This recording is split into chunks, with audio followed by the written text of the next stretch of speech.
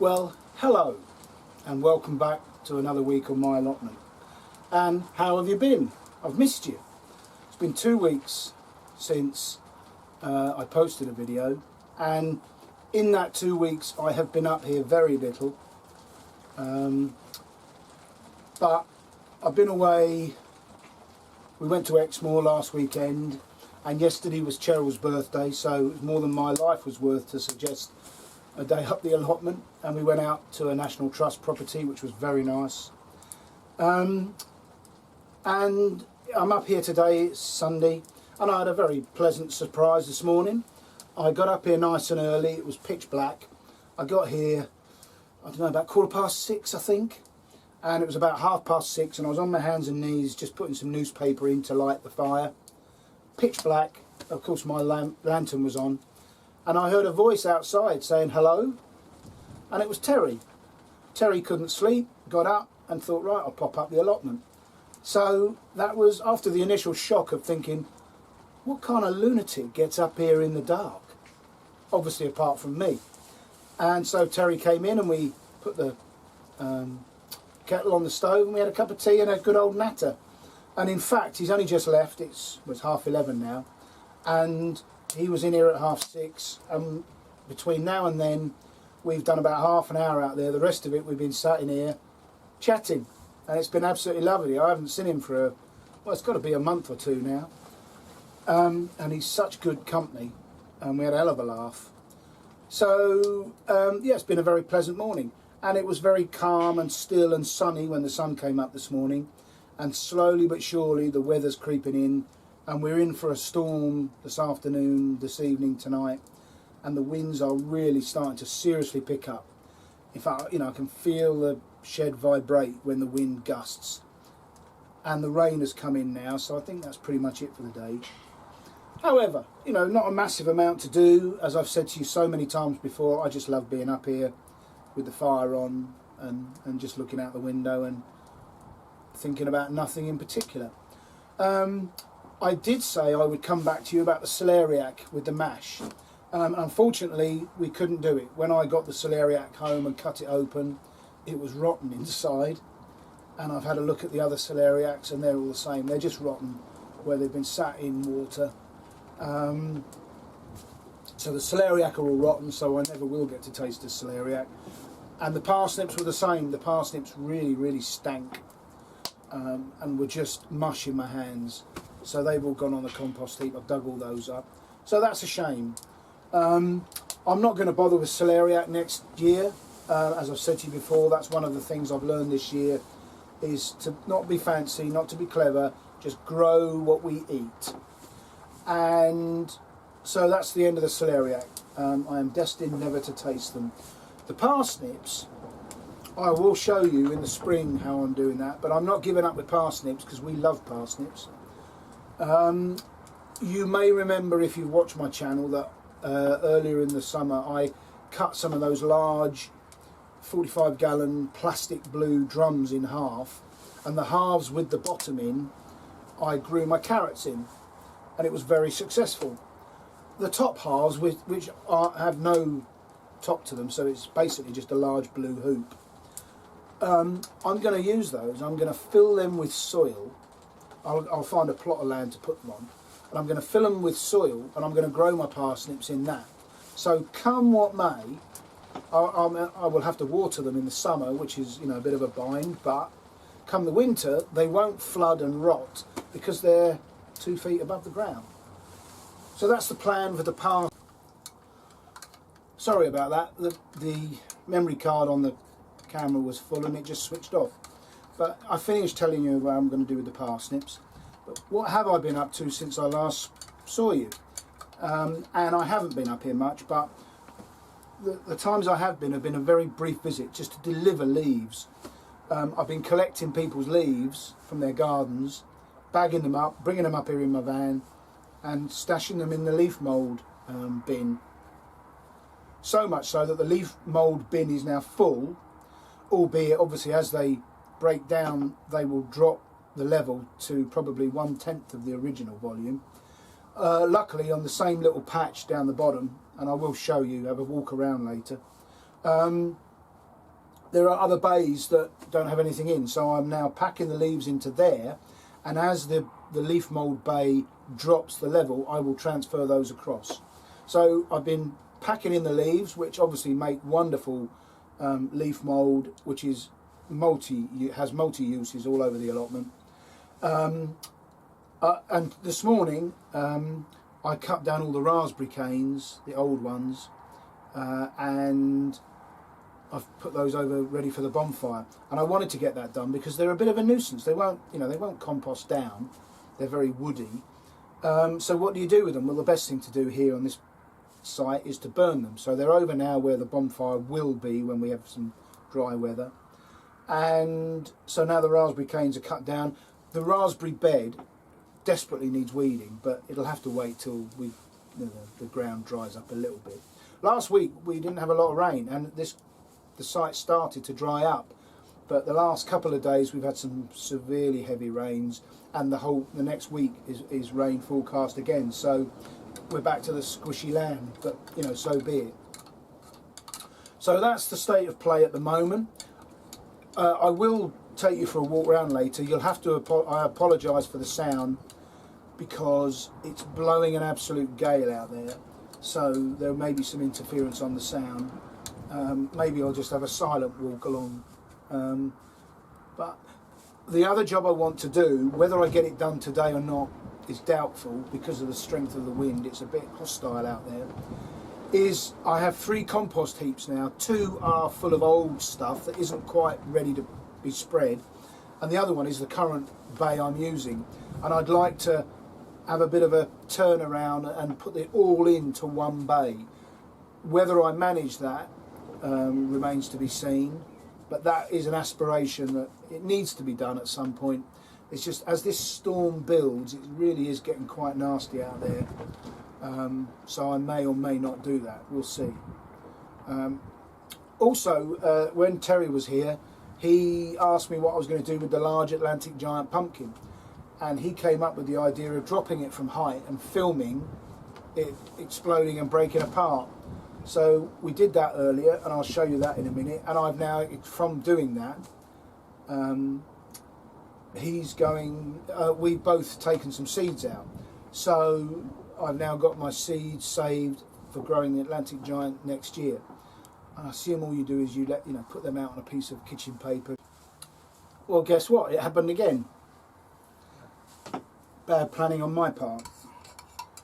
So, yeah, I think actually the sun's shining quite brightly now. The rain stopped, so I might risk it, go down, take the lids off the compost and get stuck into that now.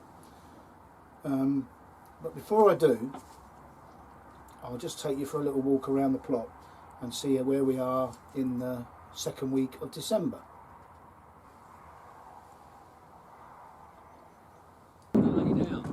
Oh, were you? Yeah. This is serious.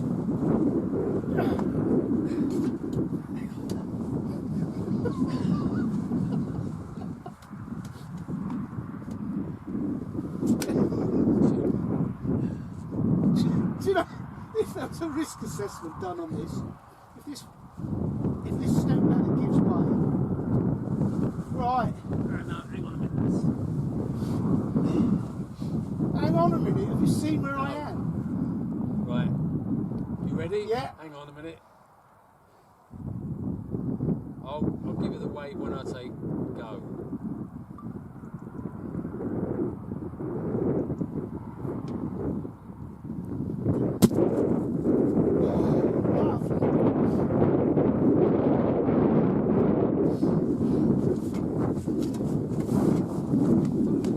Yeah, I thought it just exploded. So, starting up by the shed in this glorious sunshine, everything looking pretty much as you saw it last time. This bed was where the parsnips were, and you can see I've dug them out. Just need a bit of raking and weeding to do there just to tidy that bed up. But already I have daffodil coming through the ground. It's rather exciting. It may be winter, but spring isn't far away. And as I've shown you before, apart from some red cabbages over there, everything is okay. I'm going to dig out some more leeks today. We're busy freezing them, so you can see there are now some gaps. The raspberry bed, all the canes have been cut off, but you can see a bit of weeding to do. The onion bed is soggy as ever, but the onions are still green, and a bit of weeding there, but again that'll have to wait for drier conditions. The garlic over there needs weeding, but again it'll have to wait. And there's the remainder of the celeriac, which I know is already rotten because it stinks. And you can see there leaves in that bay, leaves in this bay, and then the leaf mould bay here is full up. And then through to the last bit, it's all mulched and cardboarded.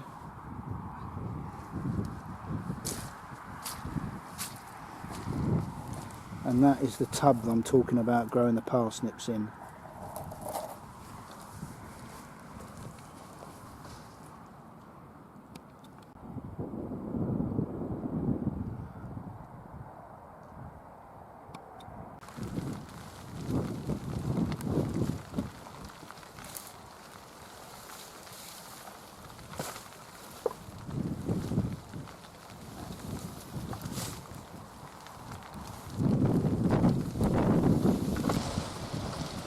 You know, sometimes you just have to admit defeat and go home to a nice warm house. The rest of that compost heap will have to wait for another day.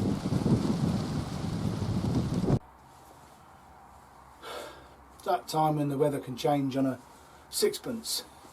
So I was working in a t-shirt earlier, and now the rain it was almost sleet, so my hands are frozen, and you know, I think sometimes you just have to admit defeat. But because there's not a lot else going on this week, I'll put a few clips of our little Exmoor trip. We went to Exmoor National Park, to a village called Dulverton, which, if you don't know it, is on the southern edge of the park. It's a beautiful little village, sits right alongside the River Barle, and every first week of December they have a Christmas fair there, and there's a campsite right in the village, and we take our caravan down there, and they have a Christmas fair in the high street. It's a very modest little affair, but they make a real effort, and it's absolutely lovely. And not that I'm interested in buying any of the stuff, but all the pubs and the hotels and the shops stay open late. There's lots of Christmas lights. They have a choir there which is singing Christmas carols, which is very atmospheric. And then at 6 o'clock in the evening they have the most magnificent firework display, which lasts about 20 minutes. And you know, you can watch it in the high street. We watched it, stood outside our caravan, and it's spectacular. So we love that little fair, and I thoroughly recommend it. First week of December every year. So I hope you enjoy these few clips. Welcome to Exmoor and the famous tar steps. Someone's having a look at the water with a view to driving through it.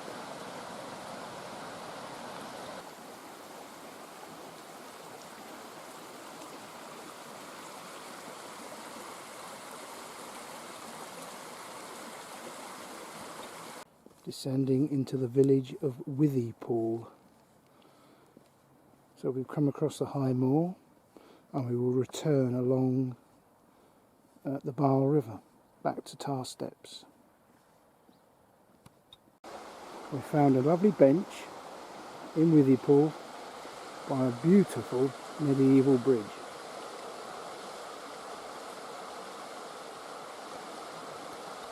A little blast from the past.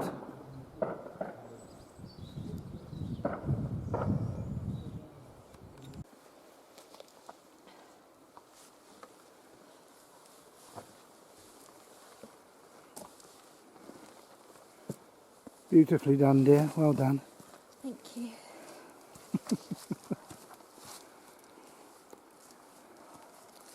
So we came over the high moor, down into the village of Withypool, which was very attractive and quiet.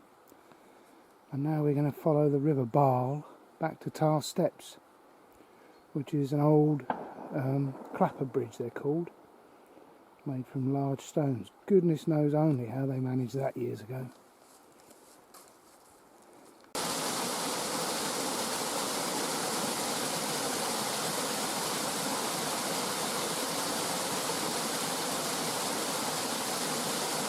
Cheryl, hang on.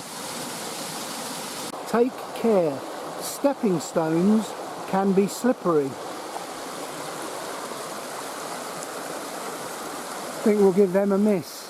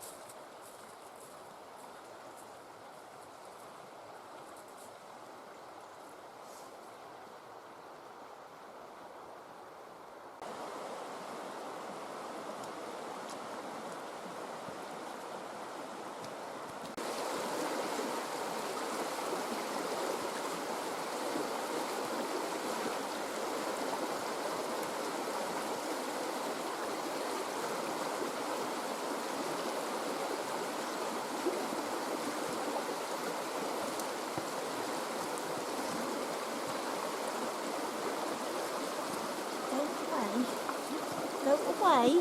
Excuse me, you're in my way. These logs are encased in hundreds, if not thousands, of coins. I believe it's done to bring you luck. But it makes it quite a fascinating spectacle. Yeah.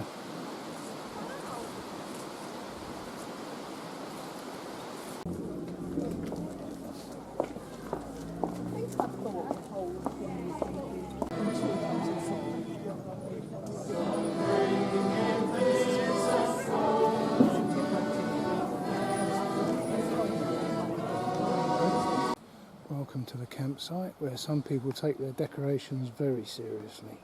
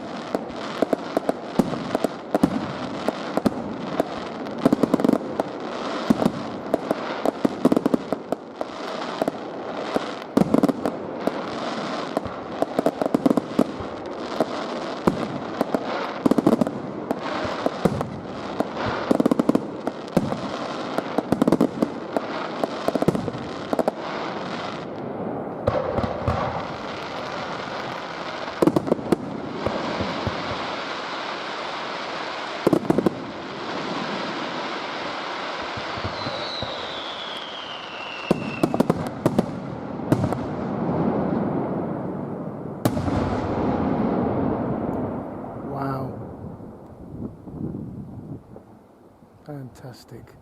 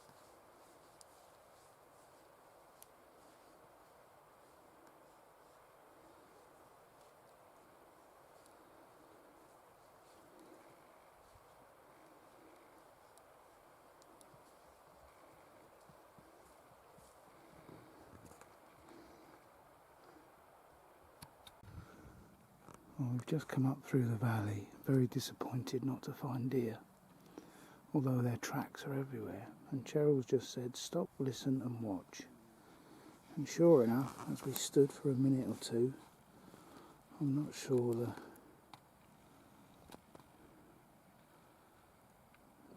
camera will pick them out, but sure enough, down there on that slope, which is south facing, so they're getting the sun,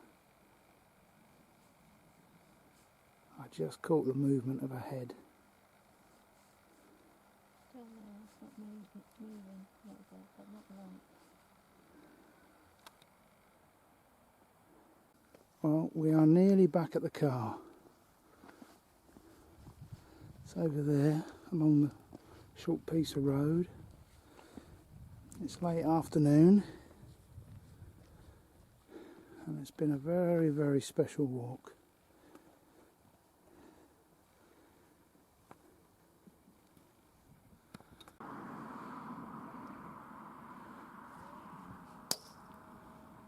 Wow, that's fairly thick.